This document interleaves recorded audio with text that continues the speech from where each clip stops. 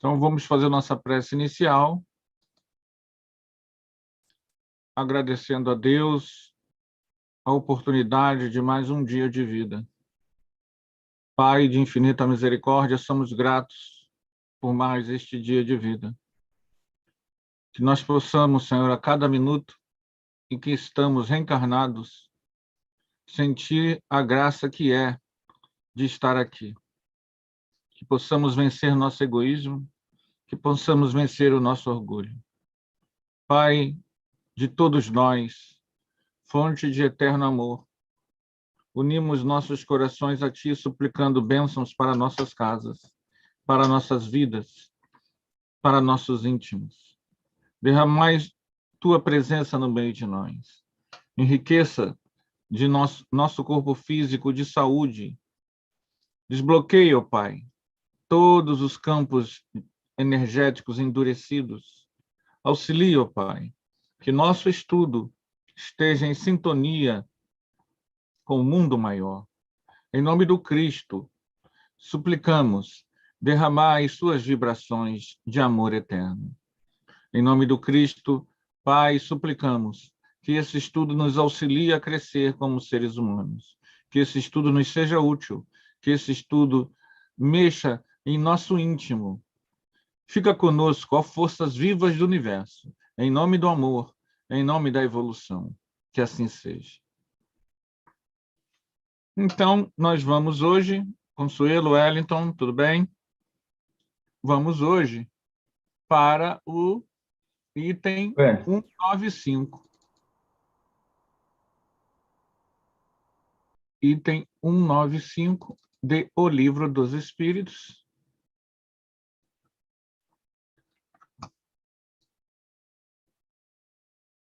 Deixa eu compartilhar aqui.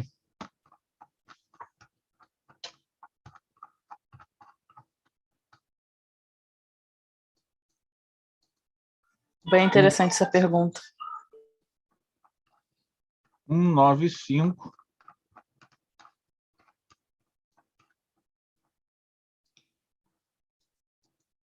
Vamos lá. Deixa eu compartilhar aqui.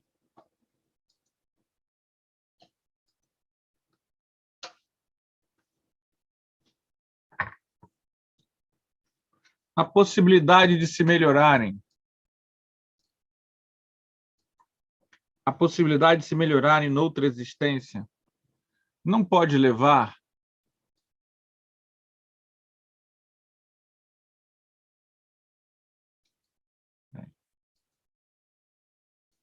não será de mal de a fazer que certas pessoas perseverem no mau caminho, dominadas pela ideia de que poderão corrigir-se mais tarde?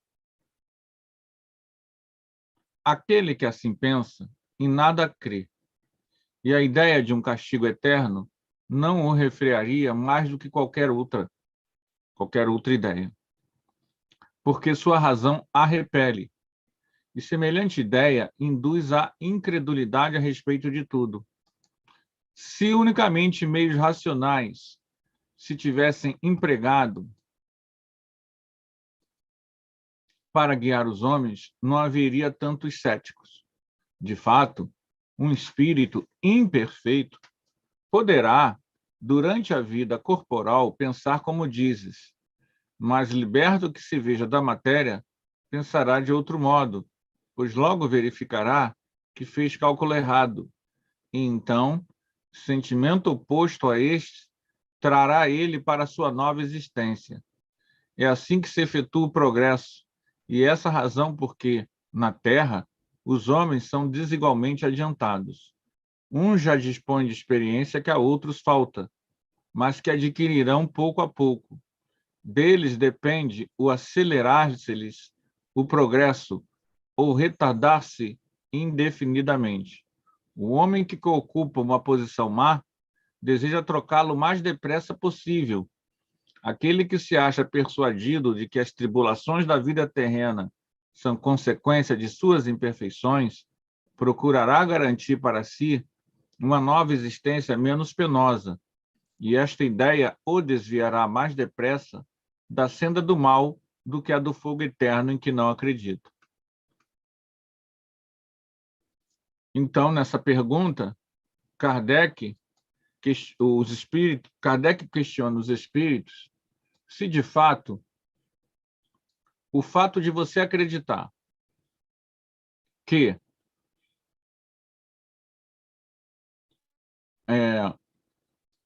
pode adiar o teu progresso, que você, já que não tem inferno, você pode fazer depois, que você pode se corrigir mais tarde, não pode levar essa ideia? Kardec vai dizer, os espíritos vão responder de forma muito inteligente, que esse tipo de ideia só tem quem realmente não está nem aí para questões de valor. Quem tem essa ideia é o tipo de pessoa que, tudo bem, a reencarnação pode dar essa ideia à pessoa? Pode. Tudo bem, pode sim. Mas quem tem essa ideia também vai pensar assim sobre a questão da vida após só de uma vida só, porque ele também pode viver na gandaia e depois chegar um certo período da vida dele, bom, já fiz tudo o que eu pude, agora que meu corpo já não permite mais pela idade, eu vou me converter a Jesus e vou ser salvo. Né? É a mesma coisa. É a mesma visão do aproveitador, do espertinho, do que, na verdade, está querendo, não é...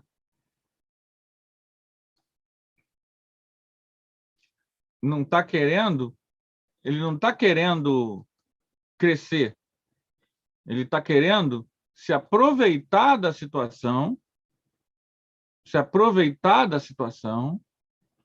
para poder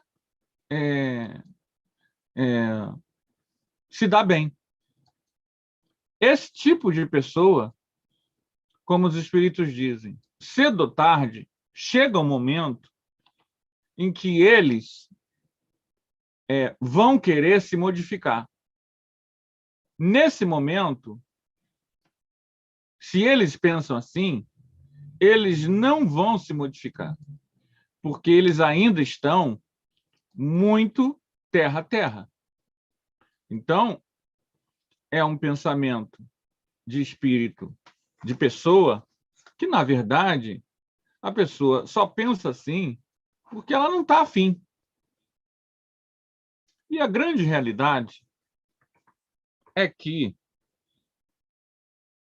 a maioria das pessoas não querem se sentir obrigadas por algum elemento externo a alguma coisa. Nós vivemos um mundo hoje em que as pessoas, boa parte das pessoas, no fundo, bem no fundo, não querem ter nenhum tipo de controle externo.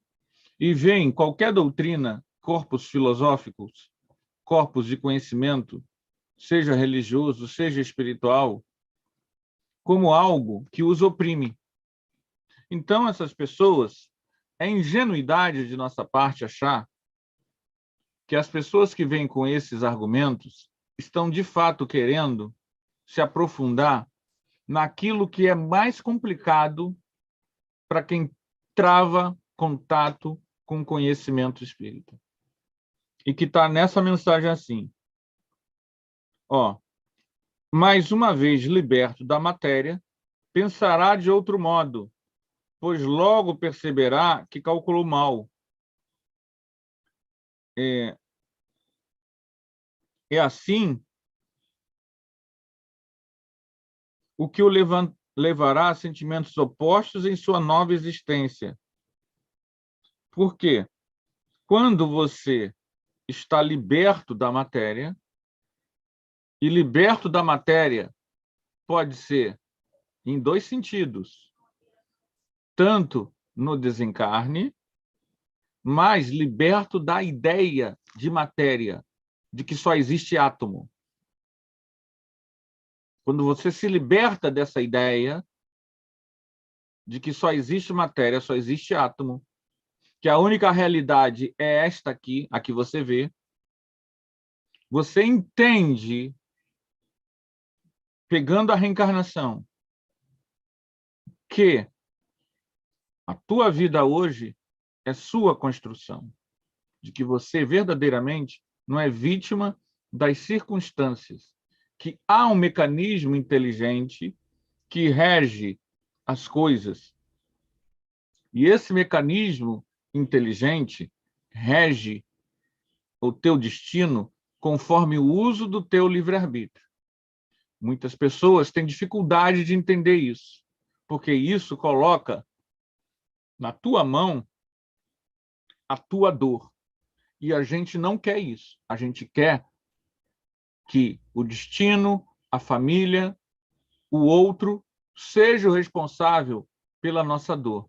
E muitas vezes é essa dificuldade que afasta a pessoa da visão espírita. Ela não aceita, ela prefere que haja vítimas e vitimizadores. De certa forma, existe. Mas, quando ela se afasta da matéria, quando ela começa a entender que a vida é eterna, de que há muitas vidas passadas e que há muitas questões que a colocaram nessa situação, quando ela amadurece esse raciocínio, não como uma ideologia, mas como algo real, ela entende. Ela entende. Não há a quem culpar. Se eu quiser ser feliz, eu tenho que construir meu destino agora, através do uso da minha vontade. Ana Lu. É que, enquanto você estava falando, eu estava pensando até em situações que acontecem até dentro da minha família, que eu acho que acontece até em todas. E aí a minha pergunta era... A pergunta do livro, ela está falando especificadamente desse mau caminho.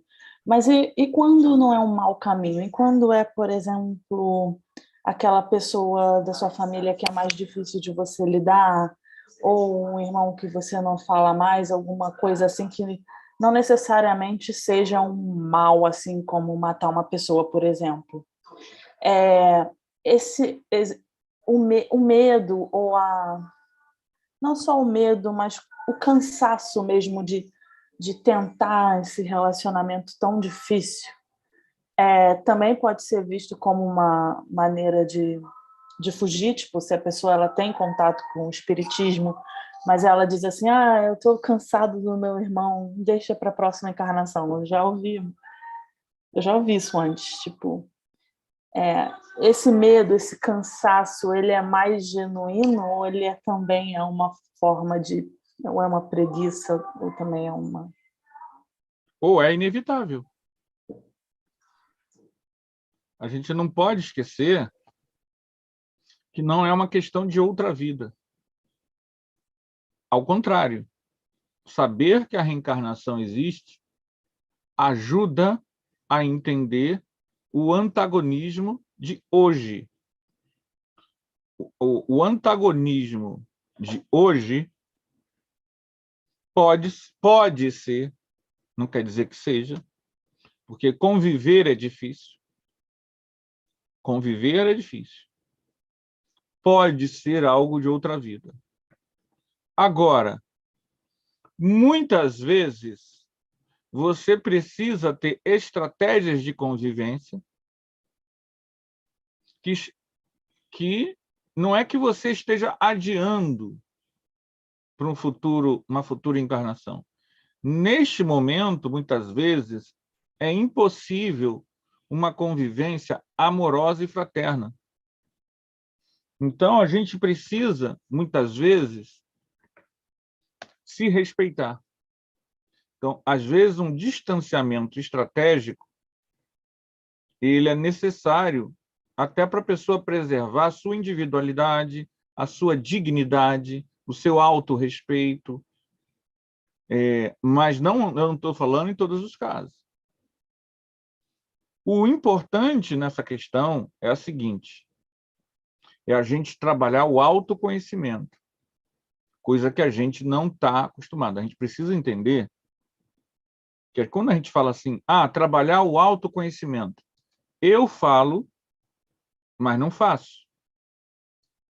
A gente lê, mas não faz. A gente aplaude, mas não pensa. Isso não é algo que nós tenhamos entranhados como um hábito da vida. Autoconhecimento é uma palavra bonita, mas que a gente não usa diariamente. Ok, sem drama. A gente está testando um fato. Mas, aproveitando a tua pergunta, a gente tem que parar e pensar o que essa pessoa tem, esse irmão, essa sogra, esse pai, essa mãe, esse primo, esse sobrinho tem, que me irrita tanto. Eu não estou dizendo que a pessoa não tenha, mas por que me afeta tanto? A maioria de nós não está afim de fazer essa introspecção, porque a gente tem a razão. Ai, não vem não, Anderson, não vem com essas conversinhas, não. É insuportável mesmo. É visível, todo mundo viu. Ok, eu não estou dizendo que não seja. Não é essa a questão. Não estou falando aqui sobre quem tem razão, porque a gente tem razão. A gente tem razão. Porque a gente só pensa assim sobre aquela pessoa. A gente pensa assim, porque a gente quer, entende que é assim que tem que pensar. Então, vamos esquecer essa coisa de ter razão. Vamos para o autoconhecimento. A gente já entendeu que a gente tem razão de pensar assim daquela pessoa. Por que me incomoda, me irrita? Por que me aborrece tanto? Por que me afeta tanto? Porque uma coisa a gente vai entender até nesse item. Me permitam voltar ao item. Deixa eu compartilhar aqui de novo. Vamos lá. De fato, um espírito imperfeito poderá, durante a vida corporal, enquanto está encarnado, pensar como dizes. Mas, liberto que se veja da matéria, pensará de outro modo, pois logo verificará que fez cálculo errado. E, então, sentimento oposto a esse trará ele para a sua nova existência. É assim, aqui que vem a parte que eu queria, que se efetua o progresso. É assim que se efetua o progresso. Como é que se efetua o progresso? Aqui, ó. Liberto que se veja da matéria, pensará de outro modo. Ele pensará de outro modo. Aquela pessoa que você acha insuportável, ele vai efetuar o progresso quando ele entender por que ele é assim. E aí, é assim que se efetua o progresso, despertando ao longo do tempo. E essa razão porque na Terra os homens são desigualmente adiantados, porque a gente desperta em tempos diferentes. Quando eu começo a entender que o despertar para um reconhecimento de si é diferenciado de pessoa para pessoa, eu começo a entender que o meu papel no descontrole é de ser tão imaturo quanto o outro. Por quê?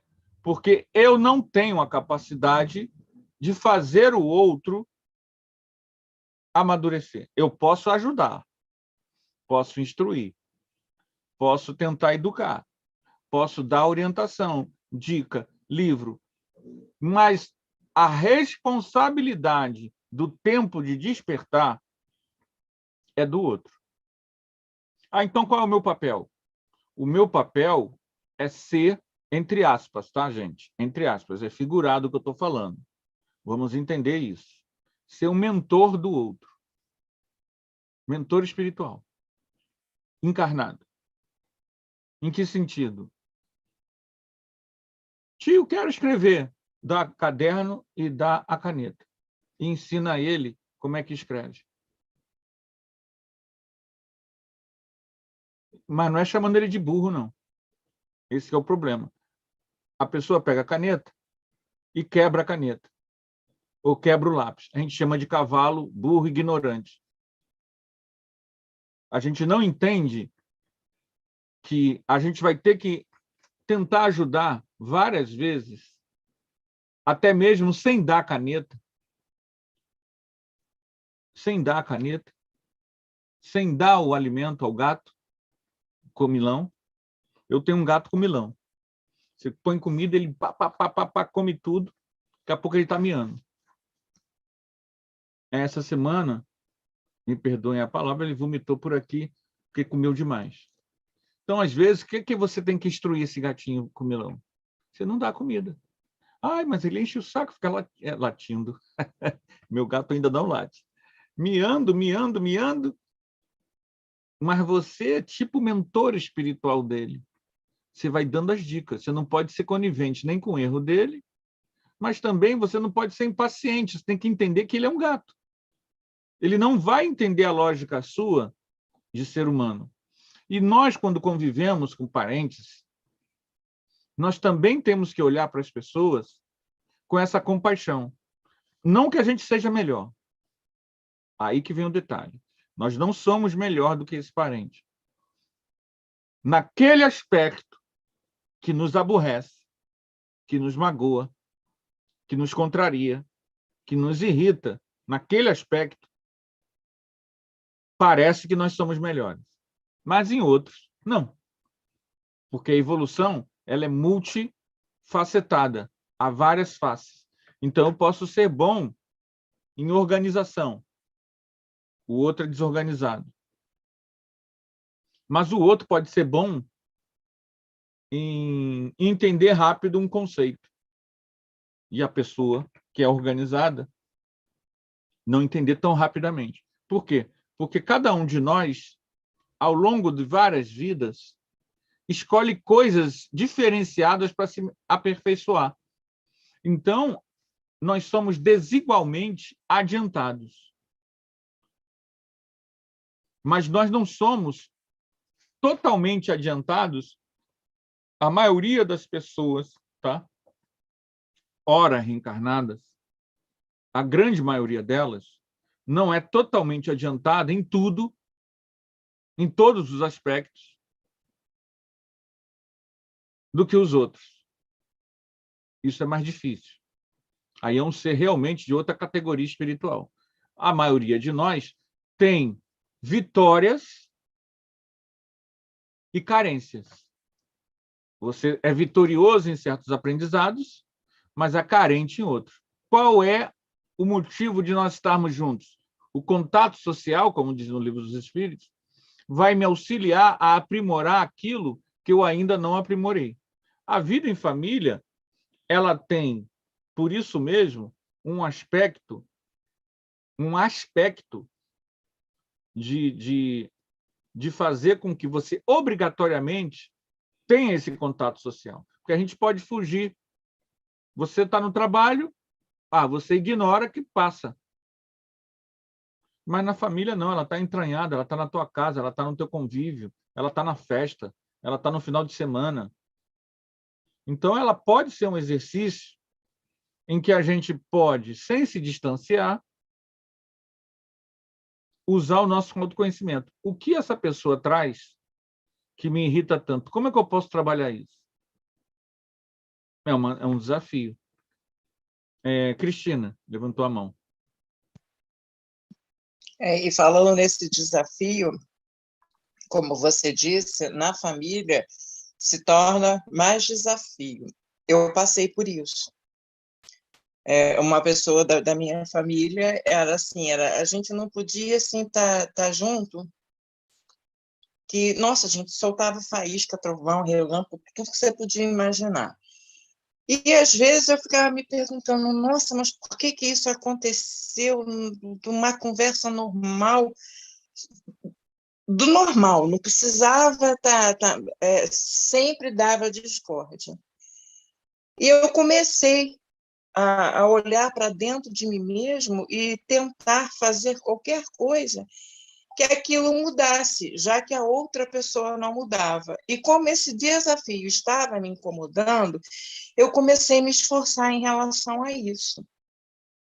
Então, todas as vezes que eu estava presente, né, que eu e essa pessoa estávamos juntos, eu me policiava ao ponto de não deixar aquilo crescer por nada, né? E eu fui vencendo isso, graças ao bom Deus. Né? Então, naquela situação, né, é você escolher, você quer ter razão, você quer ser feliz. Eu procurei escolher ser feliz, tá? É fácil? Não, não é, porque às vezes parece que a pessoa faz de propósito, para poder dar algum atrito, dar alguma confusão, mas aí vem a lei do amor. Se você não colocar o amor acima de tudo, você não consegue nada. Porque sem o amor, eu acho que a lei de progresso fica muito comprometida. Foi fácil? Não. Acertei todas? Não. Mas eu fiquei feliz com essa situação, que inclusive essa pessoa desencarnou, e eu fiquei muito aliviada, porque enquanto ela estava encarnada, era uma das minhas preocupações. Eu falava, meu Deus, eu tenho que me entender com essa pessoa enquanto a gente está aqui, porque depois vai ficar pior. Entendeu? Eu rezo a Deus, peço a Deus que na espiritualidade ela possa estar caminhando numa boa e que ela tenha esse mesmo despertar que eu tive, até para que a gente não volte em outras vidas ainda, né, com essa antipatia que a gente não sabe explicar por quê, né? Como tem as simpatias, tem as antipatias. E aí vem a necessidade, o Anderson, de a gente colocar em prática o que a gente estuda, para a gente não ficar nessa situação de teoria, porque a teoria é muito fácil. A gente falar, nossa, está tudo bem, belo, maravilhoso, mas se a gente não colocar em prática nada do que nós estamos aprendendo, e a gente aprende aqui, a gente aprende no estudo do livro dos médios, a gente, nossa, tem livro para caramba para a gente poder estudar, a gente tem que se esforçar para fazer isso, porque senão vai tudo por água abaixo. Eu, na minha opinião, a lei de progresso, ela está abaixo da lei de amor. A lei de amor está acima de tudo, porque é através desse amor que a gente consegue derrubar essas barreiras inexplicáveis, né? Que só as outras vidas, por algum motivo, a gente trouxe essa antipatia gratuita, né? Que com certeza não é. Não, o amor é o mecanismo da evolução. Então, a lei de progresso ela só acontece, de fato, com o amor, né? Então, uma coisa está ligada à outra. Elas não são...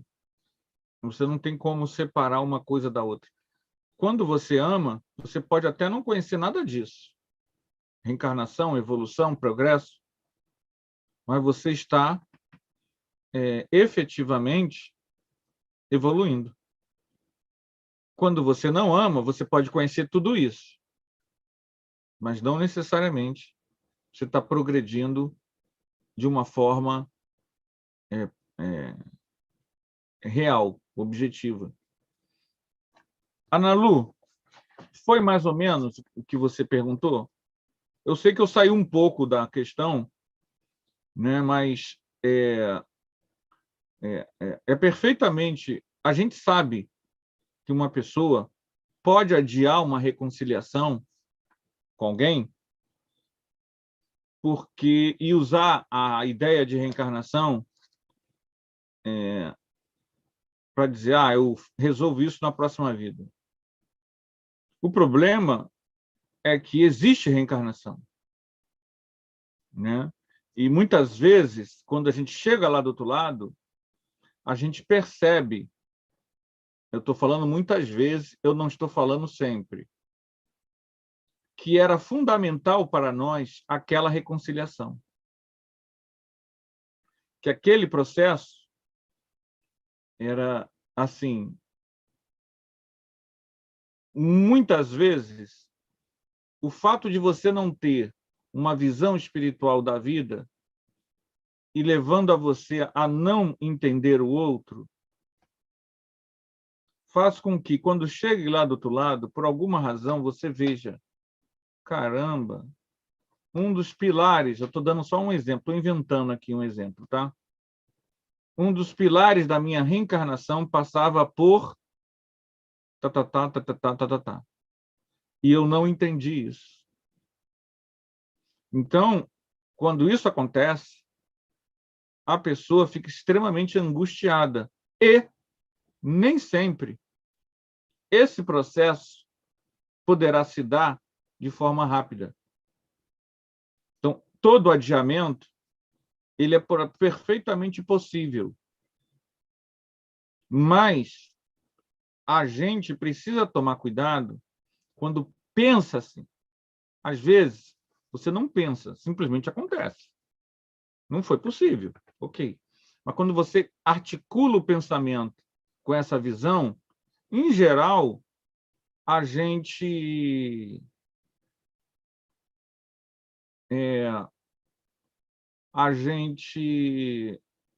não faz o que seria perfeitamente possível nesta vida. Então, por exemplo,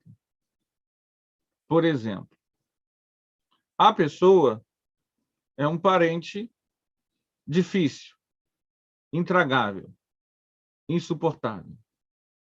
E você não toma nenhuma medida, nenhuma, para minimizar a enorme antipatia que existe de você para com ele, não dele para com você. Aí desencarna. Chega do outro lado, você percebe.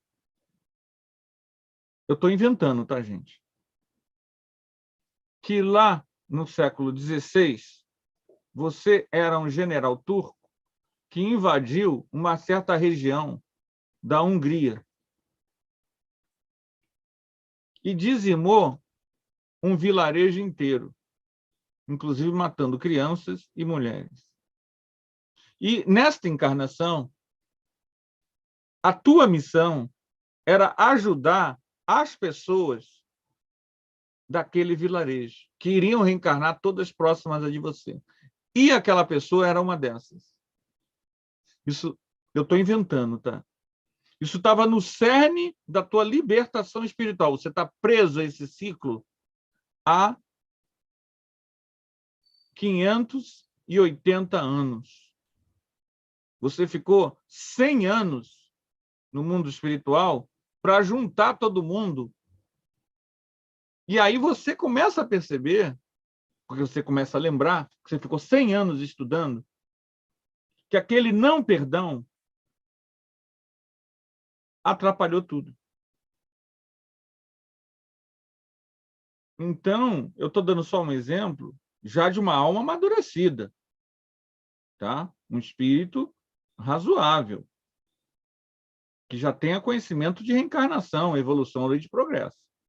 Essa pessoa, ela vai chegar e perceber que ela perdeu tempo. Porque a gente fica, como diz aqui no Livro dos Espíritos, você quando começa a entender que felicidade é igual a amar, que é igual a evoluir, você fica numa febre danada de querer se expandir, porque você fica limitado. Porque, veja bem, no mundo espiritual, você evolui. Mas, para evoluir bem lá, sem precisar reencarnar tanto aqui, você não tem que ter coisas muito sérias para resolver. Quando a gente tem coisas muito sérias para resolver, a gente fica presa às pessoas que a gente tem que resolver. Então, você fica reencarnando muitas vezes. E a gente não tem ideia, tá? Mas quando a gente está lá, tudo que a gente não quer é ficar reencarnando. Mas só que você, para ir para um próximo patamar, para um local que há coisas que você ambiciona, que são coisas maravilhosas, você tem que resolver aquelas questões. Você tem que limpar aquilo ali. Você tem que reconciliar com aquele problema ali. Mesmo que as pessoas que estão envolvidas no drama, elas por si só não cresçam. Mas o problema sou eu para com elas. É a minha consciência que me atrela a elas. Então, eu tenho que fazer todo o possível para que a minha consciência se reconcilie. Quando chega lá aqui na Terra e isso não ocorre, quando a gente desencarna, a gente vê que não cumpriu alguma das nossas metas encarnatórias, entendeu? Por isso, Deus usa o tempo. As leis divinas, esse ciclo que ele está falando nesse item, é aqui ele diz, ó, o homem que ocupa uma posição má na evolução deseja trocá-la o mais depressa possível. Quando você não vai para uma região boa no mundo espiritual, mas já é uma alma velha, é um espírito antigo, porque a gente tem idade espiritual, que não tem nada a ver com a idade física, mas não quer dizer evolução. Mas quanto mais você é um espírito antigo e não está num patamar correspondente ao teu nível evolutivo, ou seja, você é uma alma antiga, deveria estar num certo patamar e não está. Isso vai angustiando. Você começa a sentir saudade de algo que você não sabe o que é. Isso começa a ser algo crescente. Por quê? Porque teu grupo evolutivo, aqueles que você conhece há 50 mil anos, estão distantes de você, vibratoriamente. E você sabe que você não deveria ainda estar mais nesse patamar. Quando chega lá do outro lado, alguns desses irmãos que são antigos vêm te visitar. E você percebe que você só não está ali junto deles porque a gente orgulho e egoísmo. Então, a história do livro Renúncia, onde Alcione ela está num nível evolutivo altíssimo. Boa parte do seu grupo espiritual, do seu grupo evolutivo, da sua família espiritual, do seu grupo karma, o nome que quiser dar, estão abaixo dela.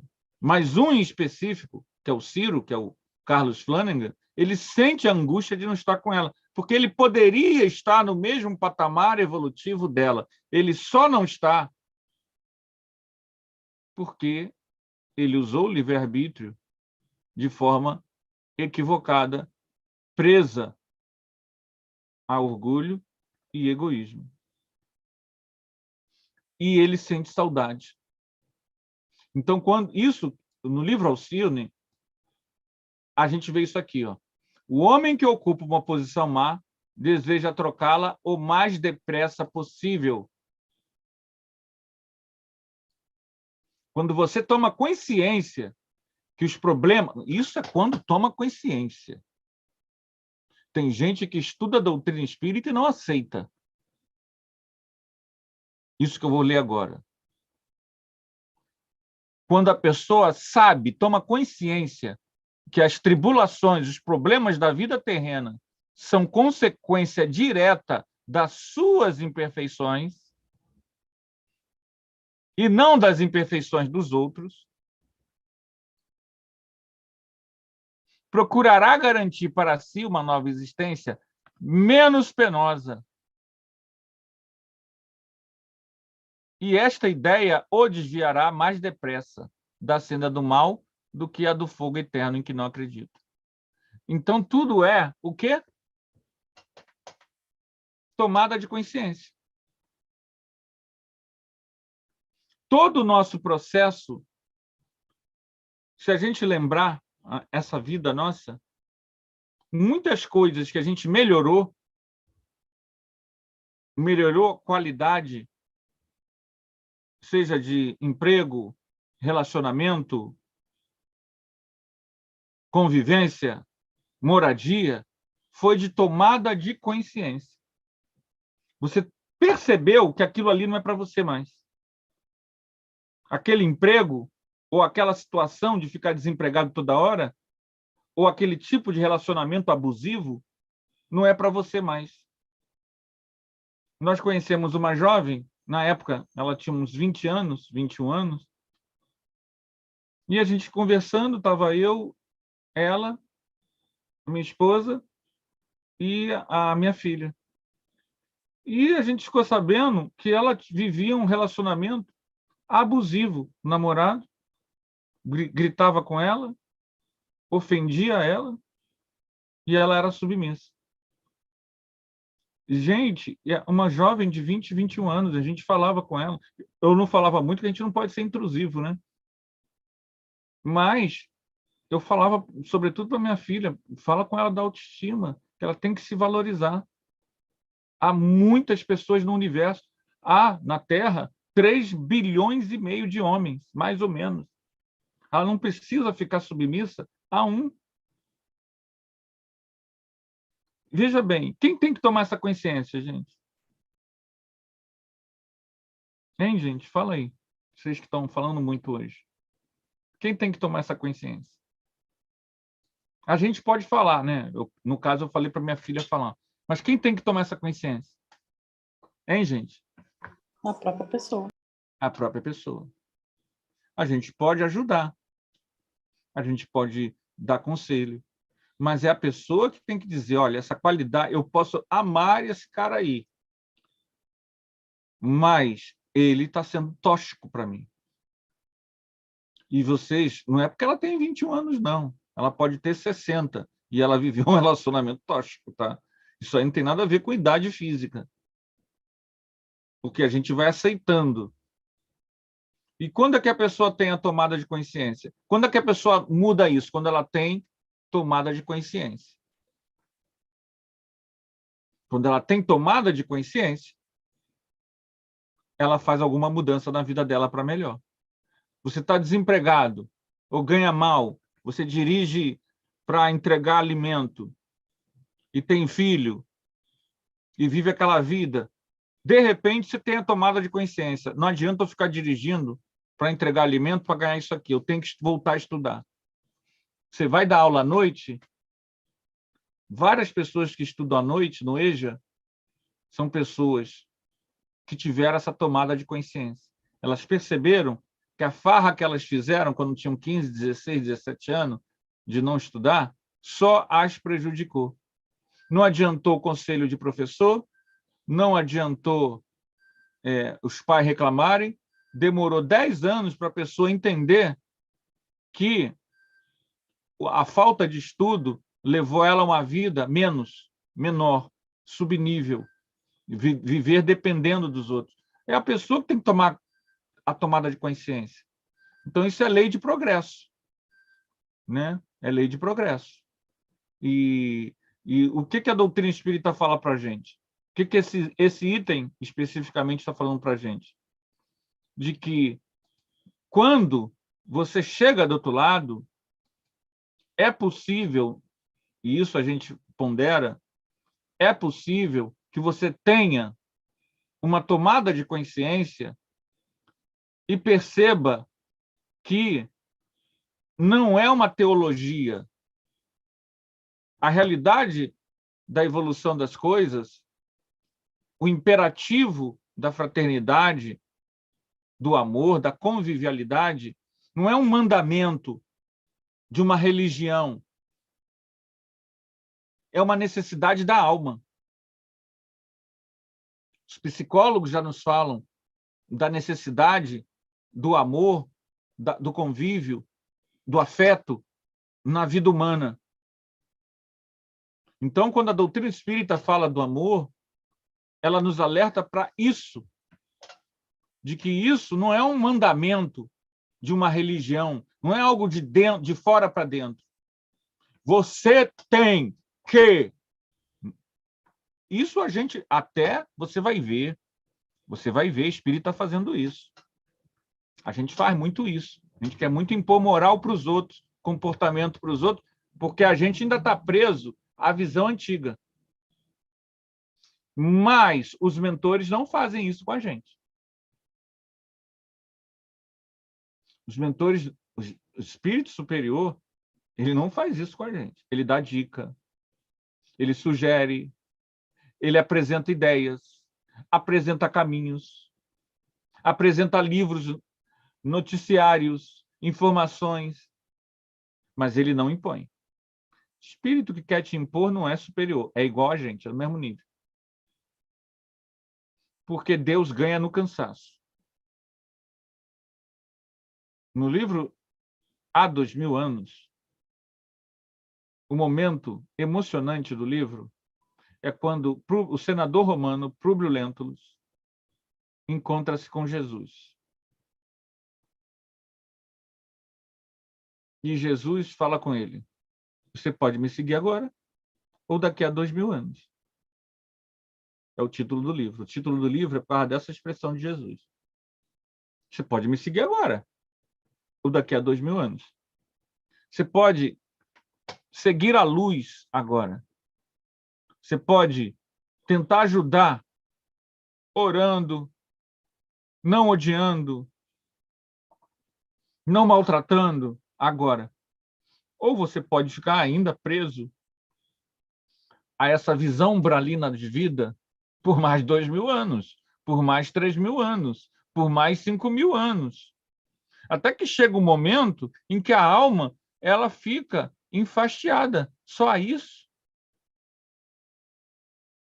Porque tudo que é não evolutivo, na visão espiritual, vai chegar ao tédio, ao desânimo. Tudo que não é evolutivo vai levar a pessoa ao tédio, ao marasmo, à indiferença, à falta de entendimento do porquê, a um vazio existencial. Porque a alma, ela tem sede de Deus, sede do sagrado, do divino, que ela é. Então, sempre que a gente, por exemplo, a pessoa adora chocolate, aí ela ganha uma grana e monta uma fábrica de chocolate só para ela. Em 2 meses, ela fica enjoada de chocolate. Por quê? Porque o espírito que ela é fica saciado rápido. Então, gente, é isso. Nós vamos ficar por aqui, tá bom? Agradecemos a presença de todos.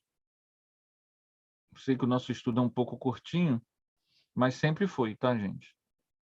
Sempre foi 50 minutos, esse estudo do Livro dos Espíritos. Então, a gente fica por aqui, agradece a presença de todos. A gente está aqui toda segunda-feira, tá bom?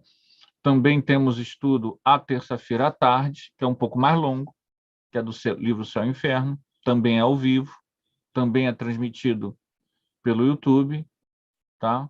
Então, se sinta... E temos palestra daqui a pouquinho, 7h30, transmitido direto lá do Arautos.